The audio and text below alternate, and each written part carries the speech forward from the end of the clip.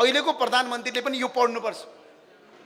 उहाँले जुन गतिविधि गरिराख्नु भएको छ त्यो गतिविधिले राज्य सुरक्षित हुँदैन भन्ने कुरा पहिलो दिव्य उपदेशमा श्री 5 बडा महाराजले भन्नुभएको छ। घुस खाने हात राज्यको जरो काट्ने हात हो, अन्याय सहने शासक चोरभन्दा ठुलो अपराधी हो, न्याय ढिलो भए राज्य छिटो ढल्छ। आज त्यही भएन, भ्रष्टाचारै भ्रष्टाचार छ, व्यतिथि छ।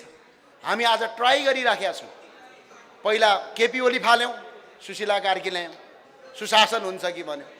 तर अहिले पनि white body काण्डहरू, यानसेल, 4G, Melamchi, Giribandhu T state, अहिले मात्रै हामीले संसदमा हिजो उठाएको भुटानी शरणार्थी, त्यति मात्र होइन भिजिट भिसा प्रकरणका नाइकेहरू आज खुलम खुला हेलिरहेका छन्। यहाँ प्रधानमन्त्रीको कुर्सी परिवर्तन गरेर देश बन्दो रहेछ त? देश बन्नका लागि सिस्टम चाहिँदो रहेछ। सिस्टम चाहिनका लागि संविधान नयाँ चाहिएको छ। यो देशमा जबसम्म हामीले व्यवस्था परिवर्तन गर्दैनौँ तबसम्म देशका जनताको अवस्था सुध्रिँदैन भन्ने लाग्छ। तपाईँहरू आउनुभएको छ, धेरै मैले लामो समय लगे जस्तो लाग्यो। तपाईँहरू सबैले पृथ्वी जयन्तीलाई हामीले यो राष्ट्रपिताका रूपमा आज यही ब्याङ्केटलाई पनि भन्छु, तपाईँहरूको अफिसमा पनि पृथ्वीनारायण शाहको फोटो राख्नुहोस्। आज अमेरिकाको जर्ज वासिङटनको फोटो राख्न हुने, अमेरिकामा चीनमा माओ सेतुङको फोटो राख्न हुने, भारतमा महात्मा गान्धीको फोटो राख्न हुने, नेपालमा चाहिँ श्री 5 बडा महाराज पृथ्वीनारायण शाहको फोटो किन नराख्न हुने? त्यही भएर अघिल्लो पटक हामी संसदमा जाँदै गर्दा सिंहदरबारभित्र पनि हामीले पृथ्वीनारायण शाहको फोटोलाई राखेका थियौँ। तपाईँलाई सबैलाई थाहा छ, एउटा शासक गलत पर्ने बित्तिकै देशका जनताको भविष्य सकिन्छ भन्ने कुरा आम सर्वसाधारण जनता, पब्लिक, पत्रकार, आज यो देशमा यदि सबभन्दा कोही जिम्मेवार छ भने पत्रकार छ। आज तपाईँले भिडियो कन्टेन्ट चलाउनका लागि समाजलाई दुर्गन्धी बाटोतिर चलाउनु हुँदैन। भोलि देश राजनीतिक, भोलि जातीय दङ्गामा गयो, भोलि देश विदेशी द्वन्द्वमा गयो भने हालत के हुन्छ हाम्रो? सम्झिनु भएको छ। त्यो भए हुनाले यसलाई सबैले संवेदनशीलताका साथ हामीले अगाडि बढाएको भए यो हुँदैन थियो। अर्को भन्नुहुन्छ उहाँले विदेशीको माया सस्तो देखिन्छ भन्नुभएको छ। विदेशीको माया सस्तो देखिन्छ तर त्यसको मूल्य राष्ट्रले तिर्नुपर्छ। व्यापार गर तर राज्य नबेच, साथी बनाऊ तर मालिक नबनाऊ भन्नुहुन्छ। यो कस्तो राम्रो परराष्ट्र नीति हो। आज हामी मालिक बनाइरहेछौँ। आज हाम्रो देशको प्रधानमन्त्री विदेशीको राजदूतको अगाडि घुँडा टेकेर नमस्कार गरेका फोटासम्म भाइरल भयो। नेपालको प्रधानमन्त्री विदेशीको राजदूतको घरको निवासमा गएर चिया खाएर मालिक बनाएका फोटोहरू भाइरल भयो। त्यति मात्र होइन, एउटा विदेशबाट आएको सामान्य सरकारी कर्मचारीले देशको प्रधानमन्त्रीलाई उफरगौडी हालेर फोटो र भिडियो खिचेका सब कुराहरू भाइरल भए। किन भयो भने परराष्ट्र नीति हामीले अवलम्बन गर्न जानेनौँ। यदि पृथ्वीनारायण शाहको यो दिव्य उपदेश हामी सबैले पढेको भए, सिकेको भए, राजनीति गर्ने मान्छेले सायद यो हुँदैन थियो कि भन्ने मलाई लाग्छ। अब अर्को कुरा उहाँले गर्नुभएको छ, श्री 5 महाराजले, देश बलियो हुन पहिला जनता बलियो हुनुपर्छ। प्रजा भुकै राखेर दरबार टिक्दैन, न्याय बिना शासन बालुवामा बनाएको घर हो। आज ठ्याक्कै यही कुरा लागु हुन्छ। ल हेर्नुहोस्, देश बलियो भयो, जनता बलियो हुनुपर्छ, प्रजा बलियो। आज जनता बलियो छैन त देश कसरी बलियो हुन्छ? आज देशमा हाम्रो झन्डै 26 खर्बभन्दा बढी वैदेशिक ऋण छ। झन्डै 18 खर्बभन्दा बढी प्रदेशका नाममा हामी पालिराखेका छौँ। 298% बढी कर तिरिराखेका छौँ। विदेशमा काम गर्न नेपालीहरू बाध्य छौँ। अनि देश कसरी बलियो हुन्छ? हामीले यसलाई चाहिँ अब कसरी, अहिले पनि नेपालका कयौँ सरकारी कार्यालयमा गइन्छ, कयौँ निजी कार्यालयमा गइन्छ, त्यहाँ बडा महाराज पृथ्वीनारायण शाहको फोटो राखेको देखिँदैन। तर तपाईँ चीन जानुभयो भने माओ सेतुङको फोटो देख्नुहुन्छ। तपाईँ भारतमा जानुभयो भने महात्मा गान्धीको फोटो देख्नुहुन्छ। र स्वयं अमेरिकामा जानुभयो भने जर्ज वासिङटनको फोटो देख्नुहुन्छ। तर आज नेपालका सरकारी कार्यालयहरूमा, निजी प्राइभेट कार्यालयहरूमा चाहिँ, अर्थात् तपाईँको निजी अफिसहरूमा, आफ्ना अफिसहरूमा चाहिँ राष्ट्रपिता श्री 5 बडा महाराज पृथ्वीनारायण शाहको फोटो किन राखिँदैन? त्यही भए हुनाले यो आज अपिल गर्न चाहन्छु। किनभने तपाईँ कसले राज संस्था मान्नुहुन्छ कि मान्नु हुँदैन, कसैले मान्ने कि नमान्ने, त्यो विषयवस्तु फरक कुरा हो। श्री 5 बडा महाराज पृथ्वीनारायण शाह फरक कुरा हो। आज यो देश नेपाली हुँ जसले भन्छ उसले तपाईँको श्री 5 बडा महाराज पृथ्वीनारायण शाहको फोटो राख्नुपर्छ। यो चाहिँ सबैलाई अपिल पनि गर्न चाहन्छु। र साथसाथै अब अहिले हामीले राष्ट्र निर्माताका रूपमा पुस 27 गते हामीले जयन्ती मनाउँदैछौँ। यो जयन्तीका लागि राष्ट्रवादीहरूको लामो सङ्घर्ष भयो। 2064 साल पछाडि विशेष गरेर आन्दोलन भयो। कयौँ साथीहरूको टाउका फुटे, कयौँ साथीहरू घाइते भए, कयौँ लड्नु पर्यो, कयौँ जेल परे। तर यसलाई संस्थागत गर्ने भन्ने कुरा अघिल्लो पटक प्रतिनिधि सभामा हामी गइसकेपछि तत्कालीन सरकारसँग हामीले पहिलो मुद्दा नै श्री 5 बडा महाराज धिराजलाई राष्ट्र निर्माता गर्ने, नेपालको राजपत्रमा अङ्कित गर्ने भनेर त्यो पारित गरिसकेपछि अहिले लागू भएको छ। यसका लागि तपाईँ सबैको सहयोगका लागि पनि म धन्यवाद व्यक्त गर्न चाहन्छु। र त्यस पछाडि अब अहिले विशेष गरेर श्री 5 बडा महाराज पृथ्वीनारायण शाहको दिव्य उपदेशमा यदि यो देश चलेको भए सम्भवतः यो हालत हुँदैन थियो जस्तो मलाई लाग्छ। तपाईहरूलाई आज कतिको कुरा थाहा छ, आज हाम्रो देशको अवस्था के छ। हिजो मात्रै तपाईहरूले बुझिहाल्नुभयो, भेनेजुएलाको राष्ट्रपतिलाई अमेरिकाको सेना सहित गरेर उठाएर ल्यायो। भोलि हाम्रो देश नेपालमा कुनै पनि विदेशीले राष्ट्रवादका लागि काम गरेको मान्छेलाई त्यस्तो गर्दैन भन्ने केही ग्यारेन्टी छ। हाम्रो देशको सुरक्षा संयन्त्र बलियो छ। विदेशीको एउटा फाइटर जेट मात्र आउने बित्तिकै त्यसलाई तपाईँको प्रतिरक्षा गर्ने हामीसँग मान्छे बोक्ने हेलिकप्टरले सक्छ त? हामीसँग फाइटर जेट खै, मिसाइलहरू खै, हाम्रो सेनाको ड्रेस मात्रै छ। अब हामीले किताबमा पढेका थियौँ, हिजो अस्ति अङ्ग्रेजलाई युद्ध लडाउँदाखेरि हामी खुकुरीले, भालाले, तरबारले लडेर नेपाल आर्जेको भनेर आज पनि पढ्छौँ। दुनियाँ कहाँ पुगिसक्यो, हामी त्यही खुकुरी बोकेर हिँडिराखेका छौँ अहिले पनि। आज हेर्नुहोस् त हाम्रो देशको के छ अवस्था। ल, नेपालको अहिलेको रक्षा संयन्त्र के छ एकछिन हेर्नुहोस् त, के छ हामीसँग। त्यो तोप छ होइन, सायद लाग्छ मलाई यो तोप चाहिँ 16औं-17औं शताब्दीको होला। एउटा तोप छ। अनि विदेशीले दिएका अलिकति त्यो ट्याङ्करवाला गाडी छन्। आर्मीको हेलिकप्टर देख्नु भएको छ नि तपाईँले, एयरपोर्टमा राखेका हुन्छ, एउटा प्लेन राखेका हुन्छ। कति वर्ष पुरानो हो, सायद मलाई लाग्छ 30-35 वर्ष त भयो होला हो, तिनीहरू त्यति पुरानो होला। हामी जन्मिँदाखेरि किने जस्तो लाग्छ। अनि भोलि कुनै विदेशी राज्यले यदि हाम्रो देशमाथि आक्रमण गर्यो भने हामीसँग उनीहरूसँग प्रतिरक्षा गर्न सक्ने हामीसँग कुनै क्षमता नै छैन, त्यो बिल्डअप नै गरेको छैन। अनि देश कसरी सुरक्षित हुन्छ र यहाँको नेतृत्वले चाहिँ यो देशको हितमा चाहिँ कसरी काम गर्न सक्छ। त्यो भए हुनाले पृथ्वीनारायण शाह श्री 5 बडा महाराज धिराजले भन्नुभएका दिव्य उपदेशहरू हामीले यदि लागू मात्र गर्न सकेको भएको भए सम्भवतः अहिले यो देशमा न मार्क्सवाद चाहिन्छ न लेनिनवाद चाहिन्छ। किनभने समाजवाद कसरी बनाउने भन्ने कुरा उहाँले दिव्य उपदेशमा भन्नुभएको थियो। जस्तो पहिलो एउटा दिव्य उपदेश मेरा लागि होइन भन्नुहुन्छ उहाँ। मेरा लागि होइन, म मरेपछि आउने सन्ततिका लागि हो यो देश। मेरा लागि होइन, म पछि मरेर यो देश मेरा लागि होइन, म पछि आउने सन्ततिका लागि हो। राज्य कमाइने वस्तु होइन, जोगाइराख्ने धरोहर हो भन्नुहुन्छ पहिलो दिव्य उपदेश। आज यो कुरा केपी ओलीले थाहा पाइदिया भए हिजो हेलिकप्टर समातेर भाग्नु पर्थ्यो। कमसेकम यही मात्रै पढेको भइदिया भए। अहिलेको प्रधानमन्त्रीले पनि यो पढ्नुपर्छ। उहाँले जुन गतिविधि गरिराख्नु भएको छ त्यो गतिविधिले राज्य सुरक्षित हुँदैन भन्ने कुरा पहिलो दिव्य उपदेशमा श्री 5 बडा महाराज धिराजले भन्नुभएको छ। अर्को, नेपाल दुई ठुला ढुङ्गा बीचको तरुल हो, जसले सन्तुलन गुमायो त्यो चकनाचुर हुन्छ। उत्तर र दक्षिणसँग न झुक्नु न ठोकिनु, बुद्धिले टिक्नु भन्नुभएको छ। आज के हो हाम्रो देश? यही दिव्य उपदेश केपी ओलीले थाहा पाइदिया भए, चीनको सैनिक परेडमा सहभागी नभइदिएको भए आज देशको हालत अर्को हुन्थ्यो। आज पनि के गर्छौँ हामी? अलिकति रिस उठ्यो, चीनलाई गाली गर्यो।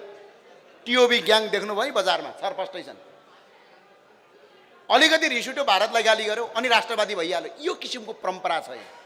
हामीले त यो दुईटै देशसँग सन्तुलन कायम गरेर राजा महेन्द्रले प्राप्त गर्नुभएको थियो। यही दिव्य उपदेशमा सायद टिकेर उहाँले पञ्चशीलताको आधारको परराष्ट्र नीति अवलम्बन गर्नुभएको थियो। त्यो कुरा चाहिँ हामी किन गर्न सक्दैनौँ?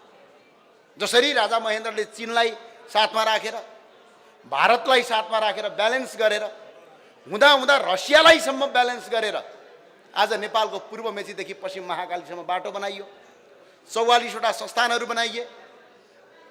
भारतमा नभएका उक्खु कम्पनी फ्याक्ट्रीहरू नेपालमा थिए, बाँसबारी छाला उद्योग थियो। अहिले पनि तपाईँको नेपालको हेटौडा टेक्सटाइलदेखि लिएर हामीले अहिले पढ्ने SEZ स्पेसल इकोनोमिक जोन भन्छ, त्यो हामीले 2022 सालमा लागू गरेका छ यो देशमा। जो कन्सेप्ट अहिले भारतले 2010बाट लागू गर्यो यो कन्सेप्ट भने यो कुरा हामी किन अहिलेको शासकहरू बुझ्दैन? हामीले त छिमेकीसँग लड्यो भने हालत के हुन्छ भन्ने कुरा हिजो भेनेजुएला हेरे भयो। बिना कसुरमा अर्को कसैले उस्काएको भरमा छिमेकीसँग लड्न गयो भने के हालत हुन्छ भन्ने युक्रेनबाट सिके हुन्छ नि त। कस्तो थियो युक्रेन एकछिन सम्झिनु त। म त्यही भएर यो देशलाई बचाइराख्नका लागि श्री 5 बडा महाराजधिराज पृथ्वीनारायण शाहका दिव्य उपदेश आवश्यक छ। युक्रेनले रसियासँग न्यु नखोजेको भए आज युक्रेनको हालत यो हुन्थ्यो। एउटा शासक गलत पर्ने बित्तिकै देशका जनताको भविष्य सकिन्छ भन्ने कुरा आम सर्वसाधारण जनता, पब्लिक, पत्रकार, आज यो देशमा यदि सबभन्दा कोही जिम्मेवार छ भने पत्रकार छ। आज तपाईँले भिडियो कन्टेन्ट चलाउनका लागि समाजलाई दुर्गन्धी बाटोतिर चलाउनु हुँदैन। भोलि देश राजनीतिक, भोलि जातीय दङ्गामा गयो, भोलि देश विदेशी द्वन्द्वमा गयो भने हालत के हुन्छ हाम्रो, सम्झिनु भएको छ। त्यो भए हुनाले यसलाई सबैले संवेदनशीलताका साथ हामीले अगाडि बढाएको भए यो हुँदैन थियो। अर्को भन्नुहुन्छ उहाँले विदेशीको माया सस्तो देखिन्छ भन्नुभएको छ। विदेशीको माया सस्तो देखिन्छ तर त्यसको मूल्य राष्ट्रले तिर्नुपर्छ। व्यापार गर तर राज्य नबेच, साथी बनाऊ तर मालिक नबनाऊ भन्नुहुन्छ। यो कस्तो राम्रो परराष्ट्र नीति हो। आज हामी मालिक बनाइरहेछौँ। आज हाम्रो देशको प्रधानमन्त्री विदेशीको राजदूतको अगाडि घुँडा टेकेर नमस्कार गरेका फोटासम्म भाइरल भयो। नेपालको प्रधानमन्त्री विदेशीको राजदूतको घरको निवासमा गएर चिया खाएर मालिक बनाएका फोटोहरू भाइरल भयो। त्यति मात्र होइन, एउटा विदेशबाट आएको सामान्य सरकारी कर्मचारीले देशको प्रधानमन्त्रीलाई उफरगौडी हालेर फोटो र भिडियो खिचेका सब कुराहरू भाइरल भए।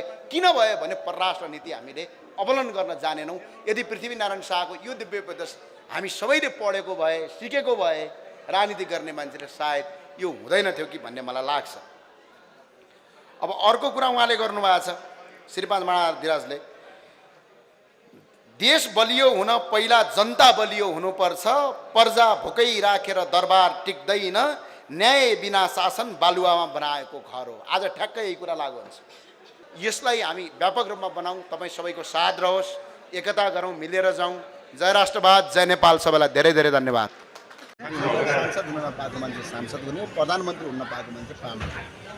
हामीलाई चुनाव भनेको अबको 100-200 वर्षसम्म पनि टिकाउ हो, सुशासन कायम हुने, भ्रष्टाचारीलाई कारबाही हुने, यही देशमा रोजगारी सृजना गर्न सक्ने, विविधताभित्रको विधिको शासन हुने देश चाहिन्छ। त्यसको लागि सरकारले चुनाव हुन्छ कि हुँदैन भन्ने कुरा ठुलो महत्त्वपूर्ण कुरा हो। चुनाव 2015 सालको हुँदै आएछ, के फरक हुन्छ? तर चुनाव चाहिँ केका लागि गर्ने भन्ने कुरा चाहिँ सरकारले स्पष्ट भएको छ। सरकारले चुनाव गराउँछु भन्दैछ, तपाईँहरू चाहिँ फेरि सडक आन्दोलनको तयारी गर्दै हुनुहुन्छ भन्ने कुरा आइरहेछ। हामीले त्यस्तो गरेका छैनौँ। हामी प्रजातान्त्रिक पार्टी हो, चुनावमा चाहिँ हामी सहभागी हुनु हाम्रो धर्म हो।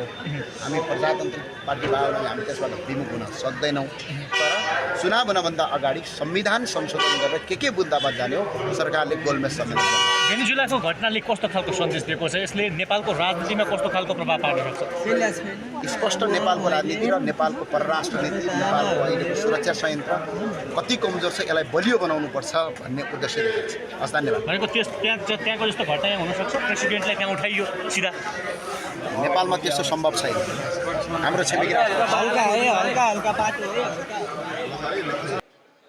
जगमान ज्योतिष, वरिष्ठ ज्योतिष जगमान गुरुङज्यू, हाम्रो पूर्व मान्य ज्ञानेन्द्र साईज्यू लगायत सम्पूर्ण महान व्यक्तित्वज्यूहरू, हाम्रो यहाँ कलाकारज्यूहरू पनि हुनुहुन्छ, हाम्रो रमेश दाई लगायत सम्पूर्ण राष्ट्रवादी साथीहरू, अब यो पृथ्वी पथ अहिलेको विषयमा, अहिलेको यो समयमा जोरदारसँग उठिरहेछ। स्वर्गीय बडामहाधिराज पृथ्वीनारायण शाह सरकारको सम्झनामा पुस 27 गते सर्वप्रथम त्यो दिन चाहिँ राज्यले जे गरे पनि हामी नेपाली जनताले चाहिँ त्यो दिनलाई राष्ट्रिय उत्सवको रूपमा, राष्ट्रिय पर्वको रूपमा मनाएर त्यो दिन आफ्नो कामकाज बन्द गरेर त्यो दिन चाहिँ राष्ट्रिय बिदा र राष्ट्रिय उत्सवको रूपमा मनाउन म सम्पूर्ण नेपाली जनतालाई अनुरोध गर्न चाहन्छु। सुरुमा त्यो नेपाली जनताले गर्नु पर्यो, किनकि नेपाल बनाएकै राष्ट्र संस्थाले हो।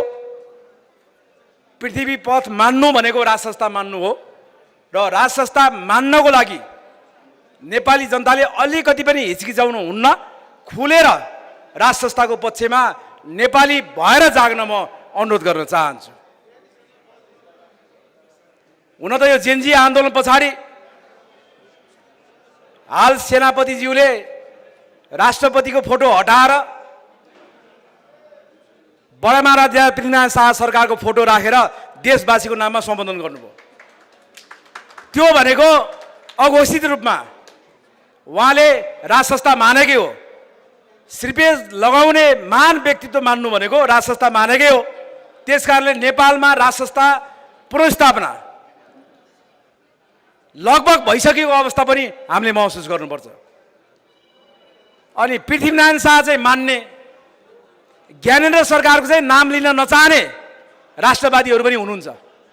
त्यसकारणले पृथ्वीनारायण शाह मान्ने महान व्यक्तित्वहरूले ज्ञानेन्द्र सरकार पनि मान्नै पर्छ, किनकि त्यो लिगेसी ज्ञानेन्द्र सरकारमा छ।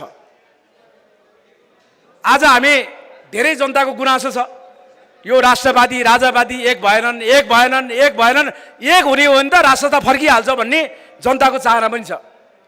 हामी जहिले एक भएको छौँ।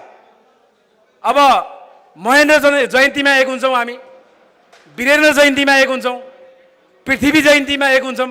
त्यसपछि हामी कहाँ हुन्छौँ? त्यसपछि चाहिँ हामी राष्ट्र संस्थाको पक्षमा खुल्न नसकेको कारणले आज यो विदेशीले लादेको यो गणतन्त्रले यो अत्याचार अन्याय गरिरहेछ। यसलाई परास्त गर्नको लागि 50% जनता न्युट्रल छन् नेपालमा। 50% जनता सडकमा नआएछ राष्ट्र संस्था हामीले कसरी फर्काउने? त्यसैले म भन्न चाहन्छु, हामीले निरन्तर सडकमा आन्दोलन गरिरहेछौँ। कति आन्दोलन गरिरहेको भनेर वाक्क मान्ने हाम्रा राजावादी राष्ट्रवादीहरू पनि छन्। हामीले बारम्बार गरेको कारणले आज यो परिणाम आइरहेछ। आज राष्ट्र संस्थाको पक्षमा राष्ट्रिय अन्तर्राष्ट्रिय रूपमा यो माहौल बनिरहेछ र जनता भएर जागेर राष्ट्रिय झण्डा बोकेर राष्ट्र संस्था पुनर्स्थापना गर्नको लागि सडकमै निस्किन म अनुरोध गर्न चाहन्छु। हामी मनभित्र राजा बोकेर बसेर नेपालमा राष्ट्र संस्था फर्किँदैन। राष्ट्र संस्था फर्काउनु नै बडा महाराजा पृथ्वीनारायण शाह सरकारको ठुलो सम्मान हुनेछ। राष्ट्र संस्था फर्काउनको लागि हामी यो सङ्कल्प गरेर सडकमा आउन अनुरोध गर्न चाहन्छु। अब देशमा गणतन्त्रको नाउँमा जेठो गणतन्त्रवादी, कान्छो गणतन्त्रवादीहरू विभिन्न रूपमा देखिरहेछ। हामीले हिजो काङ्ग्रेस एमाले माओवादी रूपी जेठो गणतन्त्रवादी, अहिले बालेन रवि र कुलमान घिसिङ कान्छो गणतन्त्रवादी। हामीले जेठो कान्छो गणतन्त्रवादी खोजेको होइन। नेपाली जनताले परिवर्तन चाहेको छन्। त्यो परिवर्तन भनेको राष्ट्र संस्थाको पक्षमा हो। त्यो परिवर्तनको लागि हामीले देशव्यापी रूपमा सडक त छोड्नै भएन। जति पनि हाम्रो अभियान छ, सङ्गठन छ, जति पनि राजावादी हामी छौँ, राष्ट्रवादी छौँ, हामीले चोक चोकबाट घर घरबाट राष्ट्र संस्था पुनर्स्थापनाको लागि चाहिँ सडकमा निस्किन थालेको दिन केही घण्टामा हामी राष्ट्र संस्था पुनर्स्थापना गर्न सक्छौँ। त्यसकारणले हेर्नुहोस्, राष्ट्र संस्था पुनर्स्थापना गरौँ। अब यो लामो भाषण गर्नु भन्दा नि अब यो पृथ्वी जयन्तीको अवसरमा हुने कार्यक्रम राष्ट्र संस्था पुनर्स्थापना गर्नको लागि हुनु पर्यो। त्यो एक दिनको लागि सीमित हुनु भएन। पृथ्वीनारायण शाहको सम्मानको लागि पुस 27 भन्दा अगाडि नै भोलिदेखि नै हामी सडकमा निस्किन सुरु गरौँ न। भोलिबाटै राष्ट्रिय झण्डा बोकेर पृथ्वीनारायण शाह सरकारको सम्मानमा राष्ट्र संस्था पुनर्स्थापनाको लागि भोलिबाटै सडकमा निस्किने कार्यक्रम शुभारम्भ गरौँ, सुरु गरौँ, निर्णय गरौँ र राष्ट्र संस्था फर्काउँ भन्न चाहन्छु। र आयोजकलाई म धन्यवाद दिँदै मेरो 2-4 शब्द यहीँ अन्त्य गर्न चाहन्छु। जय देश, जय नरेश। मिलेर देशमा अब शान्ति छाउँदैछ, अब निर्वाचन हुँदैछ, देश सही दिशामा जाँदैछ भन्ने लागिरहेको छ आम नेपाली जनतालाई। तर कुनै पनि हालतमा त्यो आम नेपाली जनताले देखेको जस्तो छैन। यिनीहरू भनेको डेभिल्स हो, यिनीहरू राक्षसी हो। पहिलाको राक्षसी भन्दा यिनीहरू 10 गुणा विनाशकारी, 10 गुणा खतरनाक छन्। यो आम नेपाली जनताले बुझ्न जरुरी छ। अबको लडाइँ भनेको दुई कित्ताको लडाइँ हुन्छ। एक राष्ट्रवादी जो तपाईँ हामीहरू छौँ, हामी एउटा छातामुनि भएर, हामी युनिटी भएर हामी अगाडि लड्नुपर्ने छ। एक चाहिँ अमेरिकी दलाल जो फन्डिङ, जो आइएनजिओ एनजिओ जो एमबिसीबाट परिचालित छन्, ती व्यक्तिहरू जो एमसिसीबाट परिचालित छन्, ती व्यक्तिहरूसँग हाम्रो लडाइँ हो। यो लडाइँ महाभारतमा 5 पाण्डवहरू भन्दा कौरवहरूसँग धेरै बहुमत थियो। तिनीसँग सेनाहरूको हिसाबले पनि उनीहरू शक्तिशाली थिए। तर 5 पाण्डवहरू केवल एकजना कृष्ण भनेको सत्य, हामी भनेको त्यो सत्यमा छौँ, हामी त्यो सत्यको लडाइँमा छौँ। अहिलेको 3टा दलाल भनेको लुसिफर, डेभिल्स। अब डेभिल्स विरुद्धको लडाइँमा सम्पूर्ण राष्ट्रवादी शक्ति एकजुट भएर लड्नुपर्छ। साथीहरू, हिजो पानी बाँडिरहेको सुदन गुरुङ आज मन्त्री बाँडिरहेको छ, आज टाउके दलालहरूलाई मिलाइरहेको छ। सुदन गुरुङ पानी बाँड्छ, आज हामीले महाकाल, जय महाकालको म केन्द्रीय सदस्य हो। मैले माइती घरमा हामीले संस्थाले खाना बाँडिरहेका छौँ। हामी खाना बाँड्ने मान्छे आज सडकमा छौँ। साथीहरू, अब यस्तो अवस्था आउँदैछ कि देशमा एकदम विषम परिस्थिति आइरहेको बेला अब हामी अझ युद्ध जारी छ। हामी अब दलाल तस्करसँग हामी लड्न एकजुट हुनुपर्छ र नागरिक बचाउ अभियानका संस्थापक दुर्गा परसाई दाईलाई साथ दिनुपर्छ र सम्पूर्ण जेनजीले साथ दिन्छन् भन्ने हामी आशावादी छौँ। अब मेरो संस्थाको 44वटा जिल्लामा संस्थाको सङ्गठन छ। अहिले पनि मैले भन्न चाहन्छु, त हामीहरू युद्धमा होमियौँ, हामी सडकमै बसौँ, सडकमै खाउँ, हामी सडक सङ्घर्ष गरौँ। जसरी अहिले निकोलस भुसाललाई जय महाकाल युवा समूहले जसरी अहिले निकोलस भुसालका समर्थकलाई खाना खुवाइरहेको छ, त्यसरी मैले भन्न चाहन्छु, यदि देशमा अब तेस्रो विद्रोह गर्ने हो भने म लाखौँ जनतालाई, हाम्रो संस्थाबाट लाखौँ जनतालाई हामीले सडकमै बस्ने र सडकमै खाना खुवाउने र यो सरकार विरुद्ध हामीले अन्तिम लडाइँ लडेर यो सरकारलाई घुँडा टेकाउनु पर्नेछ। 3 दलालको नाम आम नेपाली जनतालाई थाहा भएकै कुरा हो। 3 दलाल मान्छेले अहिले बालेन भन्छन्। एउटा डिजिटल वार चलिरहेको छ यहाँ, होइन? यो डिजिटल आइटीको जमाना। यिनीहरू आइटी युज गरेर, यिनीहरूसँग 100औं मोबाइल, 100औं फोन युज गरेर आफ्ना राम्रा कुराहरूलाई मात्रै सो अफ गर्ने। यिनीहरू भनेको त्यस्तो व्यक्ति हो कि बालेन रवि सुदन भनेको, यो भनेको डिजिटल क्रिमिनल हो। यिनीहरू चाहिँ यो डिजिटल क्रिमिनलबाट यो देशलाई, नेपाली जनतालाई झुकाइरहेको छन्, बारम्बार झुकाइरहेको छन्। अब झुकिनु हुँदैन। अब हामी पनि एक ढिक्का भएर हामी सम्पूर्ण राष्ट्रवादी शक्ति अब अगाडि बढ्छौँ र तेस्रो वार गर्छौँ। र यो वारमा हामी राष्ट्रवादी कित्ता, अब प्रजातान्त्रिक मूलधारा बोकेर अगाडि बढ्नुपर्छ र यो वारमा हामी अवश्य पनि विजय हुन्छौँ। मैले भन्न चाहन्छु, यहाँ हाम्रो अग्रज व्यक्ति यहाँ दाई पनि हुनुहुन्छ। म 1 दशकबाट म राजनीतिमा होमिएको छु। मलाई नेता बन्नु छैन, मलाई आसन गर्नु पनि चाहिँदैन, मलाई अगाडि यत्रो मिडियामा सो अफ पनि हुनु छैन। तर मलाई यति इच्छा छ कि यो देश बनोस्, यो राष्ट्रको नागरिकहरू एकदम शिक्षा स्वास्थ्यबाट एकदम सबै जनताहरूको पहुँचमा पुगोस् र आम नेपाली जनता अब चाहिँ स्वदेशमै रोजगार पाएर आम नेपाली जनता स्वदेशमै बस्ने वातावरण हुनुपर्छ भनेर हामी अहिले यो लडाइँमा चाहिँ सङ्घर्ष गरिरहेका छौँ। सो कारणले म आम नेपाली जनतालाई भन्न चाहन्छु, अब हामी युवा पुस्ता कति छौँ त यो देशमा? दिनको 15,000 हामी जस्तो जेनजी पुस्ताहरू बाहिर गइरहेको छ।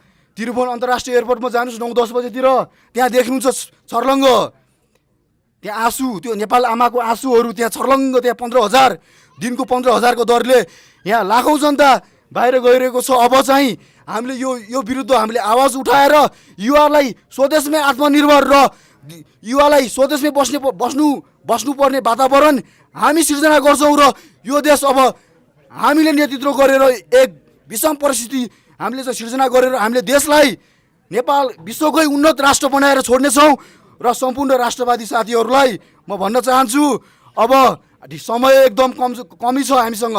त्यही भएर हामी चाहिँ अब सबै साथीहरू अगाडि बढ्ने बेला भयो। सबैले हातेमालो गरेर हामी साथ दिउँ र अगाडि बढौँ, ए भन्न चाहन्छु। जय नेपाल, जय राष्ट्रवाद। धन्यवाद छ पवन मल्लज्यूलाई। अब यसै गरी हामी अब मात्र 2 जना मात्रै हुनुहुन्छ, प्रमुख अतिथिज्यू र 1 जना वक्ता हुनुहुन्छ र म आफ्नो कुरा राखिदिनुको निमित्त म बीके शाहज्यूलाई निवेदन गर्न चाहन्छु। त्यस पछाडि हाम्रो प्रमुख अतिथिज्यूले राख्नुहुनेछ।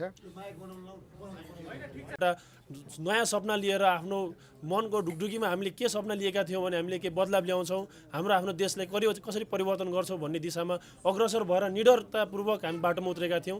यही बानेश्वर, यही एभरेस्ट होटल अगाडितिरै हामी कति सयौँ हजारौँको सङ्ख्यामा हामी जेन्जी युवाहरू बाटोमा उत्रेका थियौँ। त्यो हुँदाहुँदै 23 र 24 गते जुन घटना भएको, जुन परिदृश्य भएको थियो, त्यसले एउटा इतिहास रच्न सफल गरेको थियो। हामी जेन्जीहरू बाटोमा उत्रेर ठुलो इतिहास हामीले रच्न सफल गऱ्यौँ। तर पछि गएर हाम्रो आन्दोलनसँग एउटा घात भयो। हाम्रो आन्दोलन हाइजेक हुन पुग्यो। जसरी सुशीला कार्की नियुक्त हुनुभयो त्यतिखेर नै हामीले विरोध गरिरहेका थियौँ। जङ्गी अड्डामा पुगेर हामीले आफ्नो आवाज उठाइरहेका थियौँ। बालेन शाहले हामीले भनिरहेका थियौँ नयाँ युवा हुनुहुन्छ, युवा पुस्ताको नेतृत्व गर्नुहोस्, तपाईँ प्रधानमन्त्री बन्नुहोस्। तर उहाँले सुशीला कार्कीलाई सिफारिस गर्नुमा हामीले भने ठिक छ, उहाँले अभिभावकत्व नै ग्रहण गर्नुहुन्छ, आमाको रूपमा नै उहाँले हाम्रो आन्दोलनलाई सफलतातिर अग्रसर गर्नुहुन्छ। तर उहाँले हामीसँग ठुलो धोका गर्नुभयो। हाम्रो आन्दोलन सफल हुँदाहुँदै कुनै पनि विषयमा तपाईँले हेर्नुहुन्छ भने आन्दोलन सफल भएपछि आन्दोलनकारीको नेतृत्वमा पछि अन्तरिम सरकार गठन हुन्छ र सँगसँगै वर्तमान व्यवस्थाले खारेज गरेर अन्तरिम संविधान पनि गठन हुन्छ।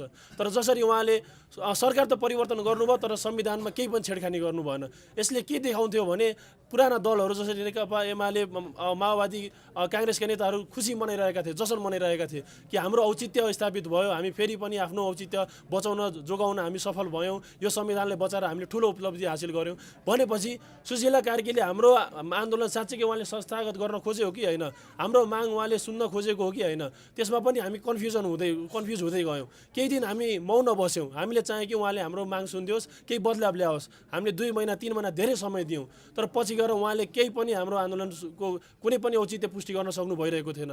भन्दै गर्दा हामीले आफ्नो मागहरू लिएर उहाँ सामु हामी पुनः खोज्यौँ, सिंहदरबारमा छिर्न खोज्यौँ, बालुवाटारमा छिर्न खोज्यौँ। तर उहाँले हामीलाई नजरअन्दाज गर्न निरन्तर रूपमा गरिराख्नु भएको छ। उहाँले फेक जेन्जीहरूलाई खडा गर्नु भइरहेको छ। फेक जेन्जीहरूलाई राखेर फेक एग्रिमेन्टहरू गर्नुहुन्छ, जसले चाहिँ हाम्रो आन्दोलनलाई नै एउटा मजाको रूपमा उहाँले लिनु भइरहेको छ। यसको हामी सुरुदेखि नै निन्दा गर्न आएको छौँ र उहाँले एउटा असफल प्रधानमन्त्रीको रूपमा हामीले निरन्तर रूपमा भनिरहेका छौँ। यदि उहाँले हाम्रो माग सुनिश्चित गर्न सक्नु भइरहेको छैन, हाम्रो आन्दोलनलाई संस्थागत गर्न सक्नु भइरहेको छैन भने उहाँ त्यो पदमा बस्ने कुनै पनि नैतिकता छैन। उहाँमाथि विभिन्न प्रश्न उठिरहेको छ। संवैधानिक कुनै पनि धारा अनुसार उहाँ पदमा हुनुहुन्न भनेर प्रश्न उठ्छ, त्यसको जवाब दिन सक्नु भइरहेको छैन। हामीले सुरुदेखि भनेको थियौँ तपाईँ यो संविधानमा बसेर यो संविधानमा टेकेर तपाईँ अगाडि बढ्नुभयो भने तपाईँले आफ्नो औचित्य पुष्टि गर्न सक्नुहुन्न अथवा हाम्रो आन्दोलनलाई नै पुष्टि गर्न सक्नुहुन्न। तपाईँले यो संविधान खारिज गर्नै पर्छ, अन्तरिम संविधान ल्याउनै पर्छ। उहाँले त्यस्तो नगर्दा गर्दै हामीसँग ठुलो धोका गर्नुभयो। सँगसँगै हामीले भ्रष्टाचार अन्त्य गर्न, भ्रष्टाचार उन्मूलन गर्न हामीले माग उठाइरहेका थियौँ। त्यसको लागि हाम्रो माग के मात्र थियो भने सदाचार ल्याउने, सुशासन ल्याउने, केही हामीले निकास दिने, अहिलेको अवस्थामा कसरी हामी स्थिरतातिर जान्छौँ, कसरी हामी विकास गर्न सक्छौँ, त्यसमा हामी फोकस गर्नु पर्थ्यो भनेर हाम्रो मागहरू रहेको थियो। तर अहिलेको सरकार त्यसमा पनि असफल भयो। यसको लागि हामीले विभिन्न मागहरू उठाइरहेका थियौँ। जसरी हामीले भन्छौँ कि अहिले हामी लोकतन्त्रको अभ्यास गरिरहेका छौँ, त्यो कतै पनि जायज होइन। अहिलेको अभ्यास भनेको दलतन्त्रको अभ्यास हो। दलका यी टाउकेहरू आफ्नै मनमर्जीले आफ्नो सत्ता संरचना चलाउन खोजिरहेका हुन्छन्। हामी जसरी सांसदलाई हामीले मत दिएर अगाडि बढाउँछौँ, उहाँहरू संसद भवनमा जानुहुन्छ, तर उहाँले जनताको आवाज सुन्नुभन्दा पनि दलको त्यो टाउकेहरूको आवाज सुन्नुपर्ने अवस्था आइरहेको हुन्छ। केन्द्रीय सदस्यको बहुल्यता हुन्छ, सांसदमाथि केन्द्र सदस्यहरू पुगिरहेका हुन्छन्। सांसदले यदि अध्यक्षको आसेपासेहरूको विरोधमा बोल्यो भने उहाँको कुरा कसैले सुनिदिने हुँदैन, उल्टै उनीहरूको जवाबदेहिता माग्छ, स्पष्टीकरण काट्ने गर्छ। भनेपछि उहाँले जनताको आवाज उठाउँदाखेरि उहाँकै पद जाने हुन्छ भने सांसद जनताले बनाइदिएको हो कि यो दलहरूले बनाइदिएको हो। यो दलहरूले जसरी हामीमाथि हाइजेक गर्न खोज्छन् त्यो चाहिँ कतै पनि हामीले स्वीकारेको छैन। त्यसैले हामीले भनेको थियौँ यो दलतन्त्रको अन्त्य गर्नुपर्छ, असली लोकतन्त्रको अभ्यास गर्नुपर्छ। साथसाथै हामीले के पनि भनेको थियौँ भने यदि हामीले सुशासन चाहेका छौँ, राम्रो सरकार चाहेका छौँ भने चाहिँ सरकार आत्मनिर्भर हुनुपर्छ, परनिर्भर हुनुहुन्न। कतै पनि हामीले हेऱ्यौँ भने घर परिवारमा कोही गार्जेन हुनुहुन्छ भने घर कसरी चलाउने गर्ने भन्दाखेरि उहाँले बाहिरबाट आम्दानी स्रोत ल्याउनुहुन्छ, उहाँ आफैले कमाउनुहुन्छ। तर अहिलेको सरकार, हाम्रो अहिलेको संरचना के भइरहेछ भने जति यो महिनामा यति कर ल्याउन हामीले सफल भयो भनेर उहाँहरू गर्व गर्नुहुन्छ। करलाई उहाँहरूले मूल स्रोतको रूपमा हेर्नुहुन्छ, तर यो कतै पनि स्वीकार्य छैन। यदि हामीले साँच्चीकै सुशासन ल्याउन चाहेका छौँ भने सरकार आत्मनिर्भर हुनुपर्छ, कर आतङ्क अन्त हुनुपर्छ। हामीले जसरी भन्छौँ साथीहरू विदेशिएका छन्, त्यो विदेशीहरूका कारण के छ भने अहिले कर आतङ्क बढिरहेको छ। यदि हामीले कतै पनि व्यवसाय गर्न खोजिरहेका छौँ भने त्यसमा हामीलाई एकदमै मर्का परिरहेको छ, हाम्रो र मेटेरियल्सले महँगो परिदिएको हुन्छ। भनेपछि यदि हामीले साँच्चीकै आफ्नो आर्थिक स्थिति सुदृढ गर्न चाहेका छौँ, विदेशमा जाने साथीहरूलाई रोक्न चाहिरहेका छौँ भने चाहिँ यहाँ कसरी रोजगारी ल्याउने, यहाँ कसरी हाम्रो व्यापार व्यवसायहरूलाई कसरी अझै सुदृढ ढङ्गले अगाडि बढाउने, त्यसमा हाम्रो ध्यान आकर्षण हुनुपर्छ। कसरी सरकार आत्मनिर्भर हुने, कसरी सरकारी कल कारखाना, कसरी सरकारी उद्योगहरू राम्ररी फाइदामूलक केही कार्य गर्ने, त्यसमा अगाडि बढ्न जरुरी छ। त्यसैले यी मागहरू, यी बुदाहरूमा अहिलेको सरकार कतै पनि त्यो कुनै पनि ढङ्गले केन्द्रित नहुने र अहिलेको सरकारमा भएका मन्त्रीहरू अहिलेको सरकारका मन्त्रीहरू चुनाव गराउनलाई हो कि चुनाव लड्नलाई हो, त्यसमै प्रश्न उठिरहेको छ। स्वतन्त्र ढङ्गले सरकारमा जाने तर पछि गएर पार्टीमा गठबन्धन गर्ने, पार्टी निर्माण गर्ने जस्ता विभिन्न अनैतिक कार्यहरू हामीले हेरिरहेका छौँ। यसको हामी घोर निन्दा गर्दछौँ र हामीले चाहेका छौँ बदलाव ल्याउन सम्भव, अझै पनि सम्भव छ। यसको लागि हामी सबैले हातमालो गरेर अगाडि बढ्नुपर्छ। जसरी यो प्रयास भइरहेको छ एकदम सक्रिय प्रयास हो, यसमा हामी सबैको सहमति हुनुपर्छ र अहिलेको जसरी हामीले बदलाव ल्याउन खोजेका छौँ त्यसमा सबैले काँधमा काँध मिलाएर अगाडि बढ्नुपर्छ। यति भन्दै म आफ्नो मन्तव्य टोक्छु। धन्यवाद।